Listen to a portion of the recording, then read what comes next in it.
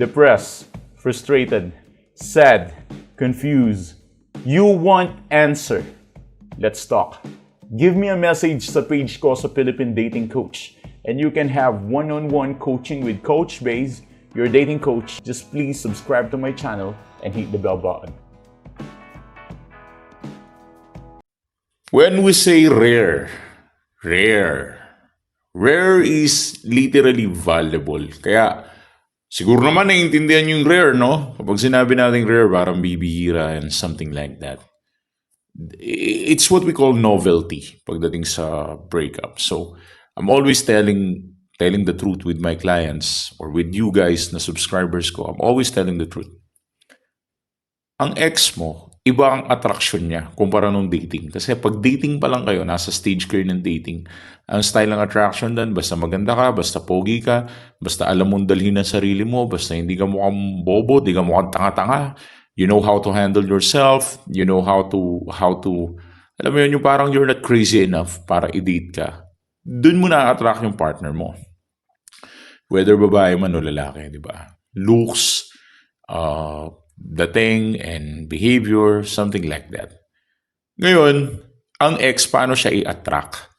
Iba kasi yung re-attraction, na nire-re-attract mo siya. Kasi dati mo naman siya na-attract ng dating season eh. Kasi paano kayo naging kayo, di ba? Unang-una, paano naging kayo kung hindi siya na-attract minsan sa buhay niya sa'yo? Minsan din sa buhay ng ex mo, hinabol ka niya, minahal ka niya ng totoo. Totoong minahal ka ng ex mo. Nga lang, syempre, naiintindihan ko rin naman na dumarating kayo sa point of time and thinking that maybe she doesn't love me enough, probably right now, pero dumating yan sa point na mahal ka niya.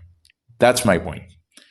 Kaya, pagdating sa breakup, hindi attraction normal na kinikreate natin na attraction na more on something like para kayo nagde-date. Hindi siya ganun. Let's accept the fact.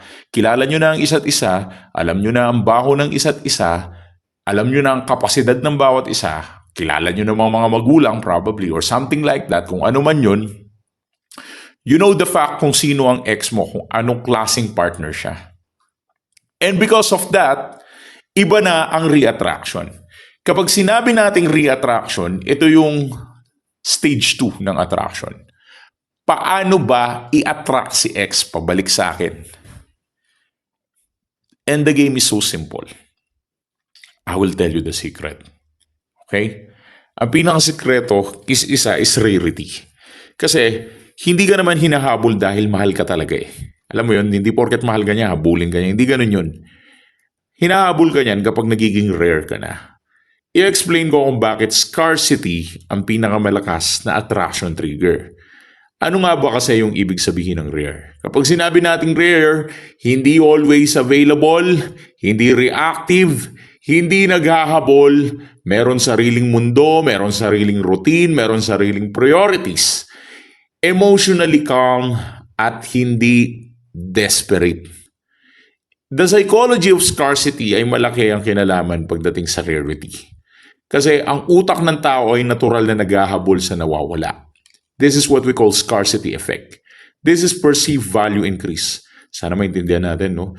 Kapag hindi ka madaling ma-access, mag-iisip ang ex mo, mag-overthink, matatakot siyang mawala ka. Now, I will simplify it to you. Ang bagay na hindi mahanap, hirap hanapin, mas pinag-e-effortan, mas nagiging mahalaga. Kahit nga simpleng susi ng sasakyan, hindi mo man yan iniisip eh. Diba? You don't give a time to the key of your car or key of your motorcycle or susi ng bahay. Hindi mo yan iniisip.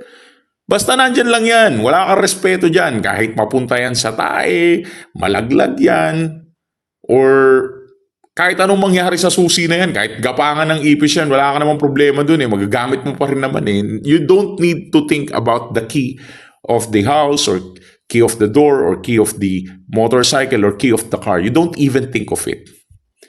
Hanggang dumating yung puntong nawawala yung susi. And then, you are thinking of it. Right? Yeah, danas ko yan. Ilang beses ako nawawala ng susi dahil sa pagiging burara ko eh. From time to time, nawawala yung susi ng kotse ko. Hindi ko alam kung saan. So, nakakapraning, nakakasira ng bait. And that creates value to the key. And then, that's the time that I realize I need to, kailangan ko protektahan yung susi. I never think of the key for the 24 hours of my day until the time na biglang nawawala. Dun siya nagkaroon ng value. Yun yung sinasabi kong scarcity equivalent perceived value increase. Kasi once na natakot ka sa isang bagay na baka mawala siya, doon nagkakaroon ng value yun. Kagaya ng susi, di mo naman iniisip yung susi mo, you never think about it, you're thinking about what I'm saying to you right now, iniisip mo ex mo, iniisip mo yung pagkain mo, iniisip mo yung kamag-anak mo, or sino man, or yung pinapanood mo sa Netflix, you never think about your key until the time na nawawala yung susi mo, then you're thinking of it. Okay, paulit-ulit lang ang sinasabi ko, but what I'm saying is the scarcity perceive value increase. Ngayon, saan yung rarity dyan, coach? Ang rarity, nangyayari yan kapag nabaligtad mo na yung sitwasyon. Kasi, kung titignan mo, hindi ka hinahabol noon dahil lagi kang available, lagi kang nagre-react, lagi kang nagbibigay ng reassurance, napaka-predictable mo. Tinakot ka lang ng ex mo na, meron ka na namang babae, meron ka na namang lalaking kasama. Bigla mo na naman sasabihin, wala akong kasama, ako lang mag-isa.